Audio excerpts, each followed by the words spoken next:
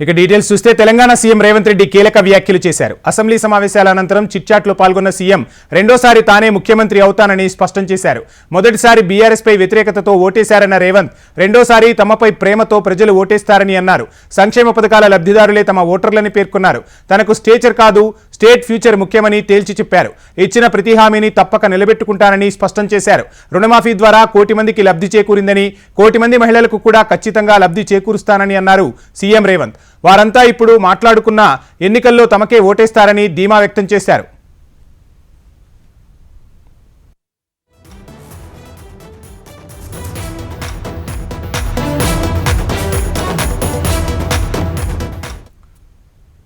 అన్నం తింటున్నారా అబద్ధాలు తింటున్నారా అంటూ బీఆర్ఎస్ నేతలపై సీఎం రేవంత్ తీవ్రస్థాయిలో ఫైర్ అయ్యారు.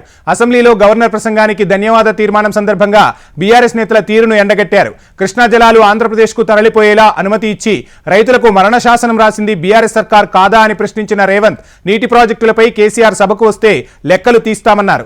సోషల్ మీడియాలో నోటికొచ్చింది మాట్లాడితే బట్టలోడదీస్తామంటూ మాస్ వార్నింగ్ ఇచ్చారు తెలంగాణ సీఎం. ఉమ్మడి రాష్ట్రంలో 811 టీఎంసీల ఉమ్మడి రాష్ట్రానికి కేటాయింపులుంటే ఘనత వహించిన అనుభవం కలిగిన పోరాటాలు చేసిన గొప్పగా చెప్పుకునే ఆనాటి ముఖ్యమంత్రి చంద్రశేఖరరావు గారు, సాగునీటి పారుదల శాఖ మంత్రి హరీష్ రావు గారు ఢిల్లీకి వెళ్లి ఉమాభారతి గారి సమక్షంలో వాళ్ళు నిత్యం తిట్టిపోసుకునే చంద్రబాబు నాయుడు ముందల మొకరిల్లి 512 టీఎంసీలు ఆంధ్రప్రదేశ్ ను వాడుకోండి, 299 టీఎంసీలు మాకు తెలంగాణకు చాలు అని సంతకం పెట్టి శాశ్వతంగా తెలంగాణ రైతాంగానికి మరణ శాసనము రాసింది వాళ్ళు కాదా? జలశక్తి మినిస్టర్ వరకు గతంలో ఉన్న మంత్రిని, ఇప్పుడున్న మంత్రిని పదే ఉత్తమ్ కుమార్ రెడ్డి గారు, నేను ఉన్నతాధికారులు వెళ్లి కలిసి కృష్ణా పరివాహక ప్రాంతంలో 70% మాది ఉంది, 30% ఆంధ్రప్రదేశ్ ఉంది, నీళ్లు మాత్రం 66% ఆంధ్రప్రదేశ్ తీసుకుంటుంది, 34% మాకిస్తుంది. చంద్రశేఖరరావు గారు మా రైతాంగం పట్ల మరణ శాసనం రాసిండ్రు, దీన్ని రాయండి తోడండి అని కొట్లాడి దాన్ని కేఆర్ఎంబీ నుంచే కాదు సుప్రీంకోర్టు వరకు కొట్లాడింది మేం కాదా అధ్యక్ష? ఈరోజు కృష్ణా నదిలో మొత్తం ప్రాజెక్టుల మీద వివరాలు తీయండి అధ్యక్ష. ఎవరి హయంలో ప్రారంభమైన, ఎవరి హయంలో పూర్తయినాయి, ఎవరు అన్యాయం చేసిండ్రు. పెద్దలు చంద్రశేఖరరావు గారిని రమ్మని ఉండే అధ్యక్ష, తమరైన వ్యక్తిగతంగా మాట్లాడండి. వారు ఏ రోజు వస్తారో వారు ఈ సభలో ఉన్నప్పుడే కృష్ణా నది జలాల మీద చర్చ పెడతాము. ఈ చర్చలో కూడా మా తప్పేదైనా ఉందని నిరూపిస్తే సభా సాక్షిగా చంద్రశేఖరరావు గారికి, బీఆర్ఎస్ నాయకులకు నేను క్షమాపణ చెప్తా అధ్యక్ష.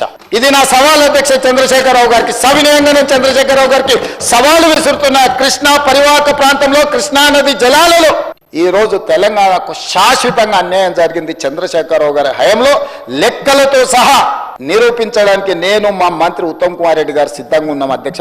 ప్రజలందరికీ ఈ ప్రభుత్వం మీద కోపం ఉంది, ఈ ప్రభుత్వం మీద కోపం ఉంది అంటారు. ఎందుకు కోపం ఉంటుంది అధ్యక్ష? 1000 ఆర్టీసీ బస్సులు కొని ఆడబిడ్డల్ని కోటీశ్వరులను చేసి వాళ్లను ఆర్థిక స్తోమతతో నిలబెట్టినందుకు ఆడబిడ్డలకు నా మీద కోపం ఉంటుందా? వాళ్ళ పిల్లలు చదువుకుంటున్న పాఠశాలల్లో అమ్మ ఆదర్శ పాఠశాల పెత్తనం వాళ్ళ చేతికి ఇచ్చినందుకు నా మీద కోపం ఉంటుందా? 200 యూనిట్లు ఉచితంగా కరెంట్ ఇచ్చినందుకు నా మీద కోపం ఉంటుందా? ఆడబిడ్డలకి ఎందుకు నా మీద కోపం ఉంటుంది అధ్యక్ష? మొదటి సంవత్సరంలోనే 57,924 ప్రభుత్వ ఉద్యోగాలు ఇచ్చినందుకు నా మీద యువకుల కోపం ఉంటుందా? Young India integrated residential schools పెట్టినందుకు దళితుల, గిరిజనులకు, ఆదివాసులకు నా మీద కోపం ఉంటుందా? యంగ్ ఇండియా స్పోర్ట్స్ యూనివర్సిటీని పెట్టినందుకు నా మీద కోపం ఉంటుందా? అకాడమీ పెట్టినందుకు నా మీద కోపం ఉంటుందా? యంగ్ ఇండియా స్కిల్స్ యూనివర్సిటీ పెట్టినందుకు నా మీద కోపం ఉంటుందా? తెలంగాణలో ఉండే రైతులకు, లక్షలాది మంది రైతులకు, 25,35,000 మంది రైతులకు 20,617 కోట్ల రూపాయలు 2 లక్షల వరకు రుణమాఫీ చేసినందుకు రైతులకు నా మీద కోపం ఉంటుందా? ఎందుకు కోపం ఉంటుందని నేను అడుగుతున్నా అధ్యక్ష. చెప్పండి. నా మీద కోపం మీకుంటుంది, మీ కుర్చీ గుంజుకున్నాను కోపం ఉంటుంది, మీకు అధికారం కోల్పోయిన దుఃఖంలో మీకు కోపం ఉండొచ్చు. ప్రజా జీవితంలో ఉన్నాం కాబట్టి నిజంగా ఓపిక పడుతున్నాం అధ్యక్ష. రక్తం మరుగుతుంది. ఏంది భాష అది అధ్యక్ష? కుటుంబ సభ్యులను అంతేసి మాటలు అంటుంటే అసలు మీరు మనుషులా అని నేను వాళ్ళని అడగదలుచుకున్నా అధ్యక్ష. మీకు భార్య బిడ్డలు లేరా? తల్లిదండ్రులు లేరా? మీ అమ్మనో, నీ చెల్లినో, నీ భార్యనో ఈ రకంగా మాట్లాడితే నువ్వు ఇంతవా అని నేను అడుగుతున్నా. ట్విట్టర్లో పెట్టినోని, అరెస్టును ఖండించినోని. నా భార్య నా బిడ్డను తిడితే నాకు నొప్పి అవుతుంది, కానీ నీకు ఒక ఆడపిల్లను అవమానిస్తుంటే నీకు నొప్పి కాదా?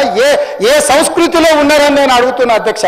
తోడుకలు తీస్తా అధ్యక్ష. ముఖ్యమంత్రిగా చెప్తున్న ఒక్కనొక్కని బట్టలు ప్రదేశ రోడ్డు మీద తిప్పిస్తా అధ్యక్ష. ఆడబిడ్డల గురించి, ఇంట్లో ఉన్న ఆడోళ్ళ గురించి మాట్లాడే సంస్కృతి ఎక్కడి నుంచి వచ్చింది అధ్యక్ష? తెలంగాణ సమాజం ఇదేనా? నోటికి వచ్చింది మాట్లాడి వాటిని పోస్టు చేయించి ఏం పైశాచిక ఆనందం అని నేను అడుగుతున్నా అధ్యక్ష. వాళ్ళు తిట్టిన తిట్లకు నా పేరు తీసి మీ పేరు రాసుకోండి. మీకు అన్నం తినబుద్ధి అవుతుందో నేను చూస్తా. మీకు ఎంతమంది ఉన్నారో తెలియదు. నాకు చికాకు వచ్చిందని తెలిస్తే లక్షలాది మంది పిల్లలు రోడ్డు మీదకి వచ్చి బట్టలు తీసుకొడతారు అధ్యక్ష ఒక్కడినొక్కడిని. నేను వద్దంటున్నా కాబట్టి, చట్టాన్ని గౌరవిస్తా కాబట్టి, చట్టాల పట్ల, శాసనాల పట్ల, ఈ భారత రాజ్యాంగం పట్ల మాకు సంపూర్ణమైన విశ్వాసం, నమ్మకం ఉంది కాబట్టి ఏమనుకుంటూ ఊరుకుంటున్నాం అధ్యక్ష. అది మా చేతగాని తనం కాదు. చంద్రశేఖరరావు గారు, నీ పిల్లలు చెప్పు, ఇది మంచిది కాదు, నువ్వు అనుకుంటున్నావేమో, ఇట్లా ఏదో చేస్తే మానసికంగా కుంగదీసి దెబ్బతీసి రాజకీయంగా ప్రయోజనం పొందుదామని నువ్వేమైనా కలలుగా అంటే నువ్వు అనుకుంటున్నావేమో. అట్లా కుదరదు చంద్రశేఖరరావు. నేను చెప్పదలుచుకున్న, హద్దు దాటితే, మాట జారితే దాని ఫలితం ఎట్లుంటుందో అనుభవిస్తారని నేను చెప్పదలుచుకున్న అధ్యక్ష. తెలంగాణలో రైతు రుణమాఫీ అంశంపై అసెంబ్లీ దద్దరిల్లింది. రాష్ట్రంలో రుణమాఫీ పూర్తి స్థాయిలో కాలేదని పల్లా రాజేశ్వరరెడ్డి అన్నారు. పల్లాకు మంత్రి కోమటిరెడ్డి కౌంటర్ ఇచ్చారు. పల్లా రాజేశ్వరరెడ్డి సభను తప్పుదోవ పట్టిస్తున్నారని, 2 లక్షల వరకు రైతులకు రుణమాఫీ చేశామని మంత్రి కోమటిరెడ్డి వెంకటరెడ్డి తెలిపారు. రుణమాఫీపై ఇచ్చిన మాటను నిలబెట్టుకున్నామని, నియోజకవర్గాల్లో జరిగిన రుణమాఫీని లెక్కలతో సహా సభలో మంత్రి బట్టి విక్రమార్క వివరించారని తెలిపారు.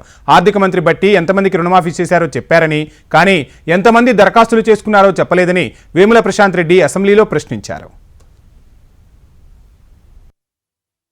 ఆనాడు 2 లక్షల రూపాయలు ఇస్తామని పిసిసి అధ్యక్షులుగా రేవంత్ రెడ్డి గారు మాట్లాడుతుంటే, ఆనాడు ముఖ్యమంత్రిగా ఉన్న కేసీఆర్ గారు అధికారులందరినీ పిలిచిండ్రు. ఎంత వద్దా వీళ్ళందరూ 2 లక్షలు ఇస్తా ఉంటున్నారు, మనం ఇవ్వగలుగుతామా అని. అక్కడున్న అధికారులందరూ చెప్పిండ్రు 49,600 కోట్ల రూపాయలు అయితే సార్, ఇది ఇవ్వలేము అని చెప్పినప్పుడు మేము 1,00,000 రూపాయలు ఇస్తామని చెప్పినాం. మీరు 2 లక్షలు ఇస్తామని చెప్పిండ్రు. 49 లక్షలు 30 లక్షలకు వచ్చింది, 20 లక్షలకు వచ్చింది, తర్వాత 20 లక్షలకు వచ్చింది. ఇవాటికి కూడా 50% కంటే తక్కువనే ఇవాళ రుణమాఫీ అయింది. కాబట్టి మీరు ఇవాళ మొత్తం కూడా రైతులందరూ ప్రతిరోజు తిరుగుతుంది కాబట్టి మిగతా రైతులందరూ కూడా మీరు హామీ ఇచ్చినట్టుగా రుణమాఫీ ఇవ్వాలని చెప్పేసి మీ ద్వారా కోరుతున్నాం అధ్యక్ష. 4, 5, 6 ఇన్స్టాల్మెంట్ ఇస్తే బ్యాంకు వాడు వడ్డీలకే సరిపోయింది. అందుకని దయచేసి మీరు మాట్లాడినప్పుడు కొన్ని చేసిన ప్రభుత్వం చేసిన 2 లక్షల రుణమాఫీ ఏ రాష్ట్ర ప్రభుత్వం చేయలేదు అధ్యక్ష.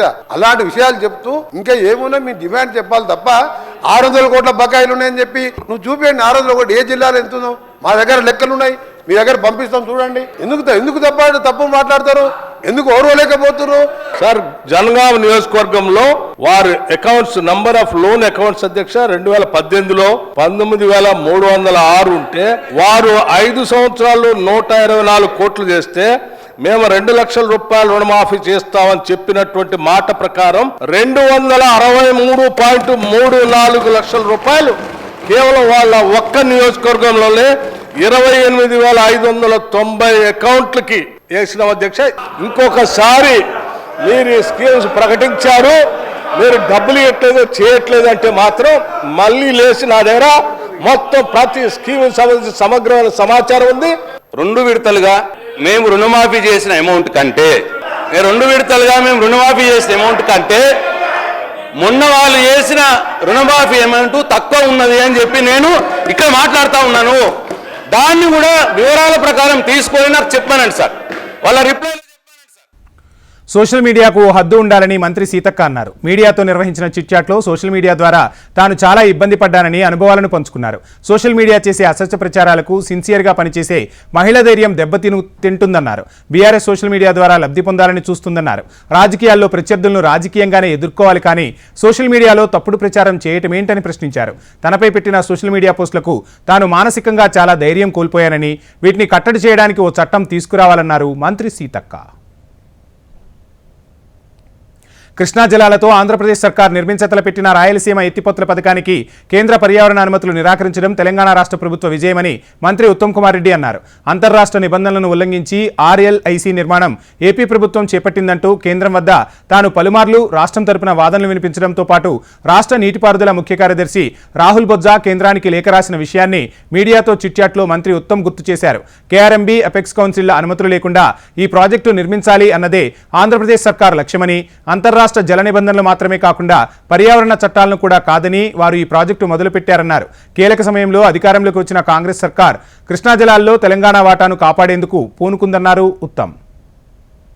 ఆంధ్రప్రదేశ్ సర్కార్ ఏకపక్షంగా ఆర్ఎల్ఐసి నిర్మాణం చేపట్టడాన్ని కేంద్ర పర్యావరణ మంత్రితో వ్యక్తిగతంగా మాట్లాడి సమగ్రంగా వివరించిన నేపథ్యాన్ని మీడియా చిట్చాట్లో మంత్రి ఉత్తమ్ వెల్లడించారు. పర్యావరణ అనుమతులు పొందాలి అంటే పూర్వస్థితితో పర్యావరణ అనుమతికి దరఖాస్తు పెట్టుకోవచ్చని స్పష్టం చేయడం తెలంగాణ రాష్ట్ర విజయంగా అభివర్ణించారు.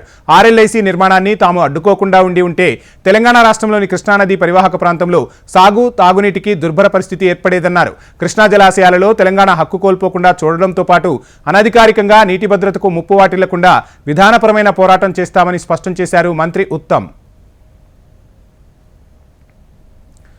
భారతీయ జనతా పార్టీ ఎమ్మెల్యే రాజాసింగ్ మరోసారి హాట్ కమెంట్స్ చేశారు. రాష్ట్రంలో వచ్చేది బీజేపీ సర్కారే అన్న రాజాసింగ్ తమ పార్టీలో కొందరు నేతలు బయటకు వెళ్తే ఖచ్చితంగా బీజేపీ సర్కార్ ఏర్పడుతోందని తెలిపారు. ఇక తాను భయపడే వ్యక్తిని కాదంటూ అసదుద్దీన్ చేసిన కమెంట్స్ పైన స్పందించారు రాజాసింగ్. తెలంగాణలో బీజేపీ సర్కార్ వస్తే ముందు పారిపోయేది అసదుద్దీనే అన్నారు రాజాసింగ్.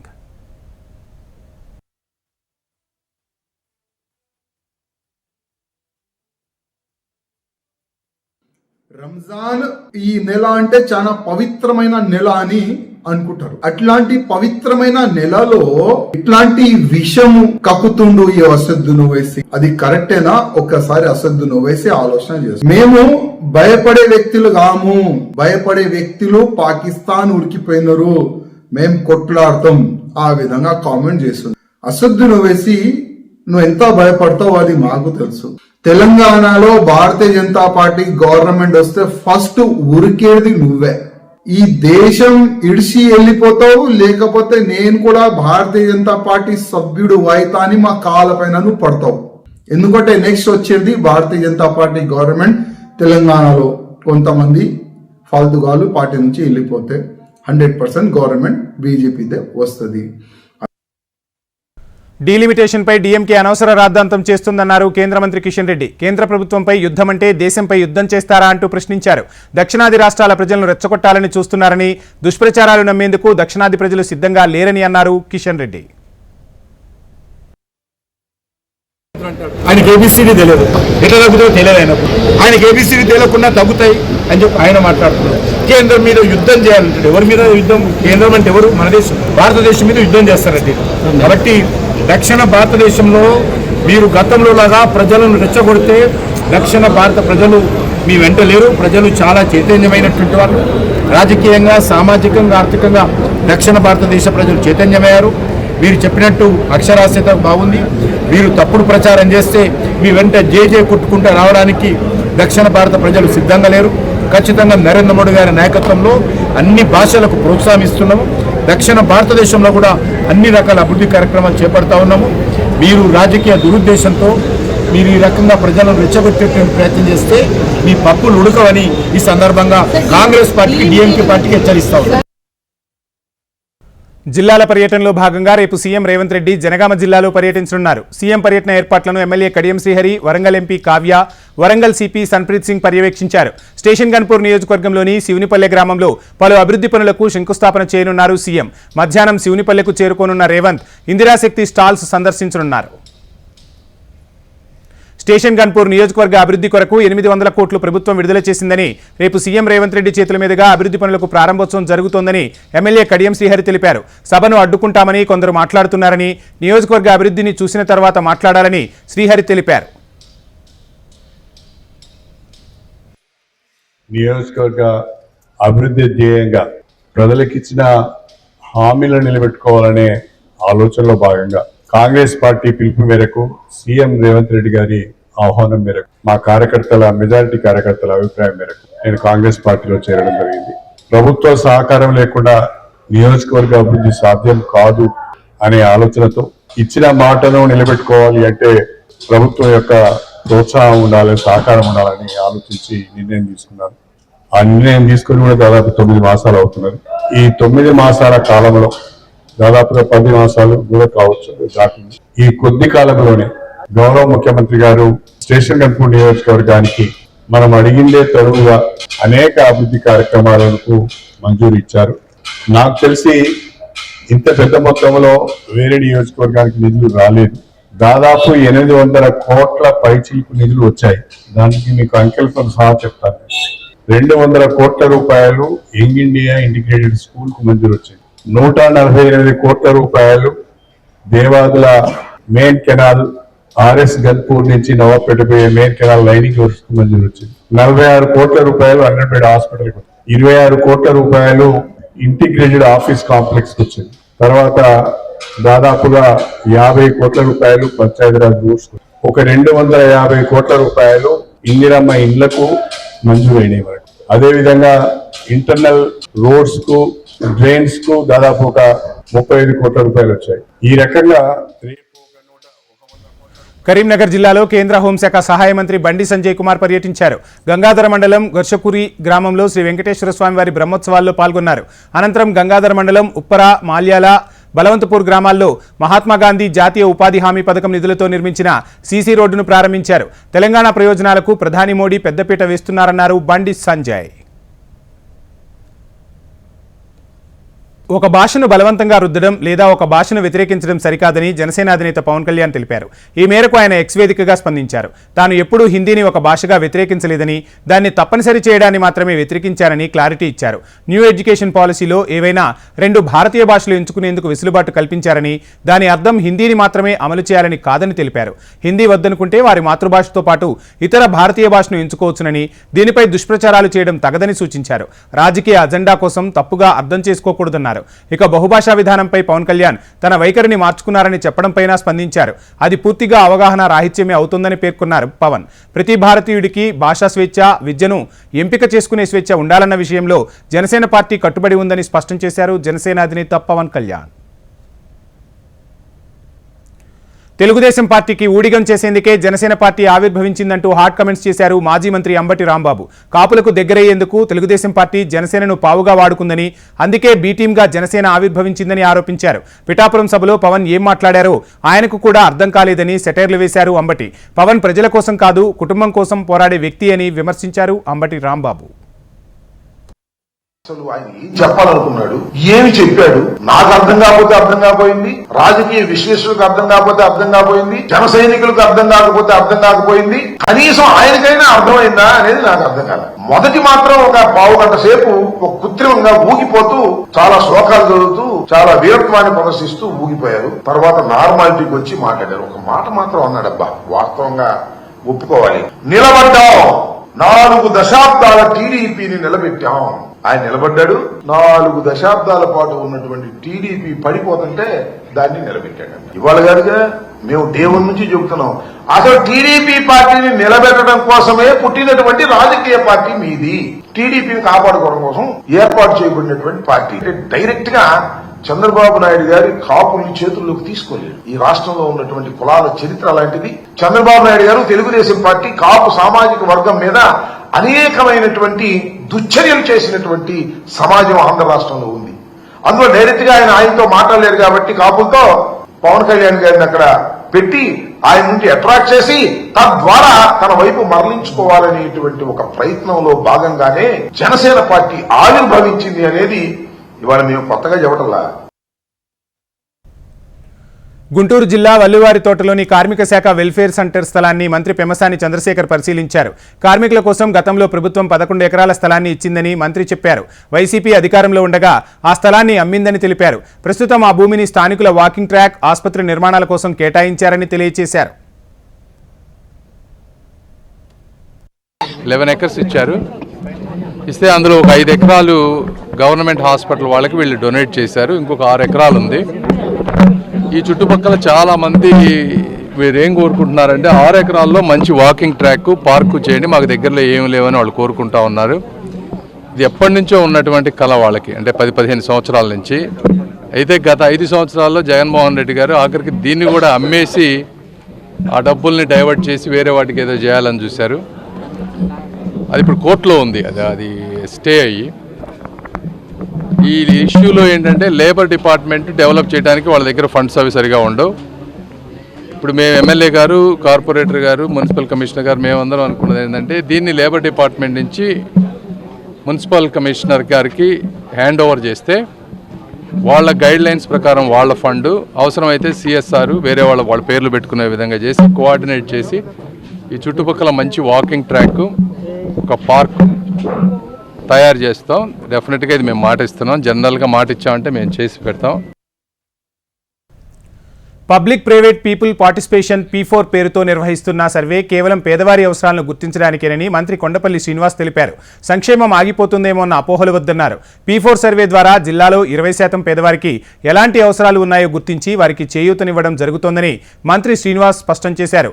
ఇప్పటికే జిల్లాలో P4 సర్వే 78% వరకు పూర్తయిందని, మిగిలిన సర్వే మరో 2 రోజుల్లో అధికారులు పూర్తి చేయాలని తెలిపారు. ప్రభుత్వం ఒంటరిగా అన్ని పనులు చేయలేదని, ప్రజల భాగస్వామ్యంతో పేదల అభివృద్ధికి ప్రభుత్వం ప్రణాళికలు రచిస్తోందని మంత్రి శ్రీనివాస్ తెలిపారు.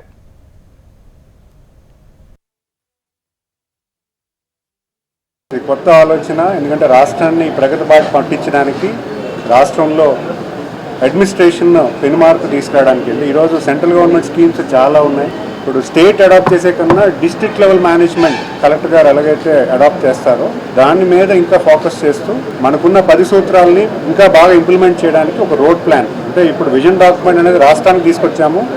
డిస్ట్రిక్ట్ లెవెల్లో విజన్ డాక్యుమెంట్ ఎలా తయారు చేయాలి, 2047కి ఎలా ఉండాలి, ఆంధ్రప్రదేశ్ మన విజయనగరం జిల్లా ఎలా ఉండాలి, 2030కి మన విజయనగరం జిల్లా ఎలా ఉండాలి అనే దాని మీద ఒక విజన్ డాక్యుమెంట్ కాన్స్టిట్యున్సీ లెవెల్లో పెట్టడం, కాన్స్టిట్యున్సీ నుంచి మండల్ లెవెల్లో తీసుకెళ్ళడం, తర్వాత మండల్ నుంచి విలేజ్ లెవెల్ కూడా తీసుకెళ్లే పరిస్థితి ఈరోజు మొదటి మీటింగ్ అయిన దాని మీద. సో దాని మీద ఆ డాక్యుమెంట్ మీద ఈరోజు అహ్మద్ బాబు గారు ఈరోజు కొంత గైడ్లైన్స్ ఇచ్చారు. అలాగే మన డిస్ట్రిక్ట్ అడ్మినిస్ట్రేషన్ కూడా దాన్ని ఫాలో అవుతూ vision document for every constituency, అలాగే దాని తర్వాత mandal level village level formulate చేయడానికి ప్రతి ఫ్యామిలీ కూడా బిలో పవర్టీ లైన్ నుంచి పైకి తీసుకెళ్ళడానికి మనం ఏ రకంగా ఆస్కారం చేయాలి, కొత్త విధి విధానాలు ఎలాగ అమలు చేయాలి అనే దాని మీద ఈరోజు ప్రధానమైన మీటింగ్ జరిగింది.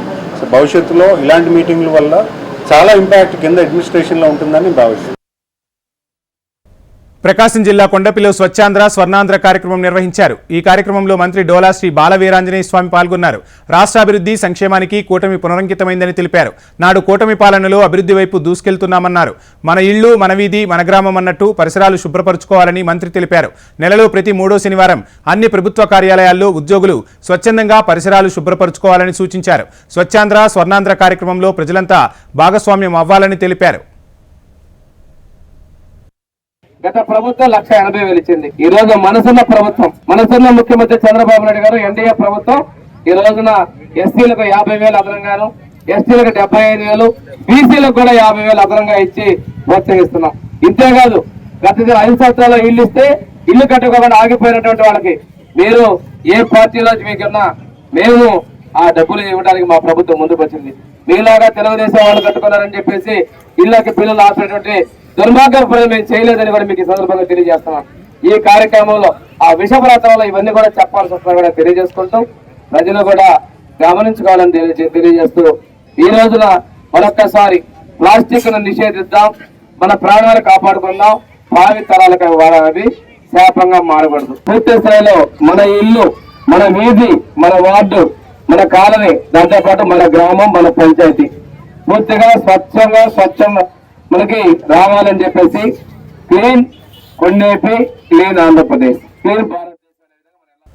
కృష్ణా జిల్లా పెడనలో పలు ప్రారంభోత్సవ కార్యక్రమాల్లో ఎంపీ బాలశౌరి పాల్గొన్నారు. పెడనలో కృత్తివెన్ను మండలం మునిపెడలో మైక్రో ఫిల్టర్ సీసీ రోడ్లను ప్రారంభించారు. త్వరలో కేంద్ర ప్రభుత్వం ఏర్పాటు చేసిన జల్ జీవన్ మిషన్ ద్వారా సీఎంతో మాట్లాడి కృష్ణా జిల్లాని ఒక యూనిట్గా చేస్తారని తెలిపారు.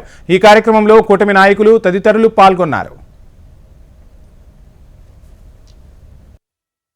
త్వరలోనే ఒక పార్లమెంట్ సభ్యుడిగా జల్ జీవన్ మిషన్ నుంచి 2,500 కోట్లు రావడానికి నా వంతు నేను ప్రయత్నం చేసి అందరం నాయకులు, శాసనసభ్యులు అందరినీ, జిల్లాలో ఉన్నటువంటి వాళ్ళందరినీ కూడా ముఖ్యమంత్రి గారిని కలిసి, ఉప ముఖ్యమంత్రి గారిని కలిసి ఏదైతే ఇందాక నాకు డౌట్ వచ్చి అడిగేయాలని గ్రామస్తుల్ని, ఏంటి మరి ఇక్కడ 15 లక్షల రూపాయలు పెట్టి కట్టాం కదా, మీరు ఎంతవరకు ఉపయోగించుకుంటారు, దీన్ని మంచినీళ్ళు తాగుతారా అని చూడాలి సార్, ఇంకా మరి ఎలాంటి క్వాలిటీ వస్తుందో అని అన్నారు. సో అది దాన్ని బట్టి నేను అర్థం చేసుకునేది ఏంటంటే, మనం అర్థం చేసుకోవాల్సింది ఇది ఓన్లీ తాత్కాలికమైనటువంటి పరిష్కారం, శాశ్వత పరిష్కారం కోసం జిల్లాలో తీర ప్రాంతమైనటువంటి పెడన, అవనిగడ్డ, మచిలీపట్నం అన్ని ప్రాంతాల్లో ఉంది. ఈవెన్ విజయవాడ పక్కన ఉన్నటువంటి పెనమలూరు కాన్స్టిట్యున్సీ గన్నవరంలో కూడా వాటర్ సమస్య ఉంది. సో ఈ రానున్నటువంటి 4-5 రాయచోటి పురపాలకను అభివృద్ధి బాటలో నడిపిస్తానని మంత్రి మండిపల్లి రాంప్రసాద్ రెడ్డి పేర్కొన్నారు. రాయచోటి పట్టణంలో 1,50,00,000 నిధులతో పలు ప్రాంతాలలో సిమెంట్ రోడ్ల నిర్మాణానికి భూమి పూజ చేశారు. అలాగే పాత మున్సిపల్ కార్యాలయం వీధిలో తాగునీటి పైప్లైన్ల ఏర్పాటుకు మంత్రి శంకుస్థాపన చేశారు. కూటమి సర్కార్ అధికారంలోకి వచ్చినప్పటి నుంచి తాగునీరు, రహదారుల అభివృద్ధికి ప్రత్యేక చర్యలు తీసుకుంటుందని మంత్రి తెలిపారు. రాయచోటి పురపాలకలో అభివృద్ధి పనులు చేపట్టి ఆదర్శంగా తీర్చిదిద్దుతామని పేర్కొన్నారు. ప్రతి ఇంటికి తాగునీటి కుళాయి, ప్రతి వీధికి సిమెంట్ రోడ్ల నిర్మాణం, విద్యుత్ ఆన్లైన్లో ఏర్పాటు, మౌలిక సదుపాయాలు కల్పించి పట్టణాభివృద్ధి చెందేందుకు తక్షణ చర్యలు తీసుకుంటామని పేర్కొన్నారు.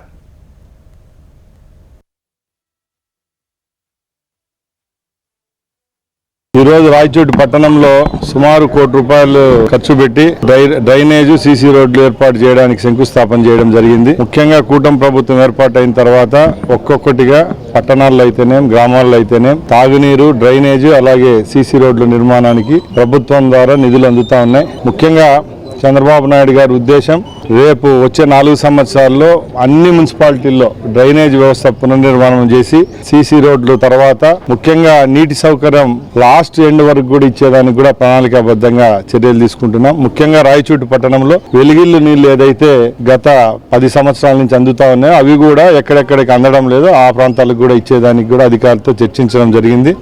ముఖ్యంగా మున్సిపాలిటీని అటు పక్కన పెడితే 6 మండలాలకు సంబంధించిన నీటి సౌకర్యం కొరకు జల్ జీవన్ మిషన్ కింద సుమారు 2,600 కోట్లతో ఈ వెస్టర్న్ చిత్తూరు జిల్లా ఏదైతే ఉంటుందో మన పీలేరు, రాయచోటి, తమ్మలపల్లి అలాగే మదనపల్లి నియోజకవర్గాలకు టెండర్ అయ్యింది. తప్పకుండా వచ్చే 2 సంవత్సరాల్లోనే రాయచోటి 6 మండలాలకు అలాగే వీరపల్లి, సుండుపల్లి మండలానికి కూడా వెలుగులు నీళ్ళు ఇచ్చేదానికి ప్రతిపాదనలు అయిపోయినాయి. కూడా అతి త్వరలోనే వర్కులు కూడా స్టార్ట్ చేయడం జరుగుతుంది. ముఖ్యంగా ఎస్ఎల్బీసీ టెన్నెల ఆఫీస్ వద్ద సహాయక బృందాల ఉన్నతాధికారులతో జిల్లా కలెక్టర్ సంతోష్ సమీక్ష సమావేశం నిర్వహించారు. ఈ సమీక్షలో సహాయక చర్యల పురోగతిని సమీక్షించారు. ప్రతిరోజు టన్నెల్ లోపల ప్రమాద ప్రదేశాన్ని చేరుకుని సహాయక బృందాలకు చేయవలసిన పనిపై మార్గనిర్దేశం చేస్తూ సహాయక బృందాల మధ్య సమన్వయంతో పనులు వేగంగా జరిగేట్టు చర్యలు తీసుకుంటున్నట్టు తెలిపారు. సహాయక చర్యలను మరింత వేగవంతం చేసేందుకు అత్యాధునిక రోబోటిక్ పద్ధతులను ఉపయోగిస్తున్నామని తెలిపారు. అన్వీ సంస్థ అభివృద్ధి చేసిన అటానమస్ హైడ్రాలిక్ పవర్డ్ రోబో ద్వారా 30 HP సామర్థ్యం గల పంపుతో అనుసంధానమైన వాక్యూమ్ ట్యాంక్ ఉపయోగించి నీటితో కూడిన బురద మరియు మట్టిని తొలగించనున్నట్టు కలెక్టర్ తెలిపారు. ఇంటర్నేషనల్ అప్డేట్స్ చూస్తే అంతర్జాతీయ వేదికగా దాయాది దేశం పాకిస్తాన్కు భారత్ మరోసారి చురకలంటించింది. కశ్మీర్ అంశంపై భారత్ మీద నిందలేసేందుకు ప్రయత్నించిన పాకిస్తాన్కు మరోసారి భంగపాటు తప్పలేదు. సంబంధం లేని అంశాల్లోకి జమ్మూ కశ్మీర్ ప్రస్తావనను పాకిస్తాన్ ప్రతినిధి తెహ్మీనా జుంజువా తీసుకురాగా దీన్ని భారత్ తీవ్రంగా ఖండించింది. ఉగ్రవాదానికి మూలం ఎక్కడో ప్రపంచం మొత్తానికి తెలుసునంటూ భారత ప్రతినిధి హరీష్ పాక్కు కౌంటర్ ఇచ్చారు. జమ్మూ కశ్మీర్పై పాక్ ప్రతినిధి అసంబద్ధ వ్యాఖ్యలు చేశారని, పదే పదే అవాస్తవాలు చెప్పినంత మాత్రాన వారి వాదన నిజమైపోదన్నారు హరీష్. పాకిస్తాన్ చేసే కుటిల ప్రయత్నాలు వాస్తవాంశాలను ఎన్నటికీ మార్చలేవని, జమ్మూ కశ్మీర్ ఎప్పటికీ భారత్లో అంతర్భాగమేనని స్పష్టం చేశారు. As is their habit, the former Foreign Secretary of Pakistan today has made an unjustified reference to the Indian Union territory of Jammu and Kashmir. Frequent references will neither validate their claim nor justify their practice of cross-border terrorism. The fanatical mindset of this nation is well known, as also its record of bigotry. Such efforts will not change the reality that Jammu and Kashmir was, is and will always be an integral part of India. Thank you, Mr. President. పాకిస్తాన్లో రైలును hijack చేసిన Baloch liberation army కీలక ప్రకటన చేసింది. పాకిస్తాన్ ప్రభుత్వానికి ఇచ్చిన సమయం ముగియడంతో తమ చెరలో ఉన్న 214 మంది పాక్ సైన్యాన్ని చంపేశామని పేర్కొంది. ఆపరేషన్ ముగిసిందంటూ ఇస్లామాబాద్ ప్రభుత్వం చేసిన ప్రకటనను కూడా ఖండించింది. పాకిస్తాన్ సైన్యానికి 48 గంటల సమయం ఇచ్చామని, తమ చెరలో బందీలుగా ఉన్న వారిని రక్షించుకునే విషయంలో పాక్ తన మొండితనాన్ని, సైనిక దురహంకారాన్ని ప్రదర్శించిందని BLA పేర్కొంది. ఫలితంగా శత్రు సైన్యానికి చెందిన 214 మందిని తాము హతమార్చినట్లు ప్రకటించింది. జాఫర్ ఎక్స్ప్రెస్ బోగీల్లోని బందీలను రక్షించేందుకు పాకిస్తాన్లోని SSG కమాండోలు రాగానే తమ సైన్యం వారిని చుట్టుముట్టి భీకర దాడి చేశారని BLA తెలిపింది. గంటల పాటు సాగిన ఈ దాడుల్లో పలువురు బందీలను ఉరితీయగా SSG కమాండోలు భారీ ప్రాణ నష్టాన్ని చవిచూసినట్లు ప్రకటించింది. చనిపోయిన తిరుగుబాటుదారుల మృతదేహాలను చూపించి విజయం సాధించామని ఇస్లామాబాద్ ప్రభుత్వం వాస్తవాలను కూడా కప్పిపుచ్చుతోందని విమర్శించింది. ఈ యుద్ధం ఇంకా ముగియలేదని తెలిపింది BLA.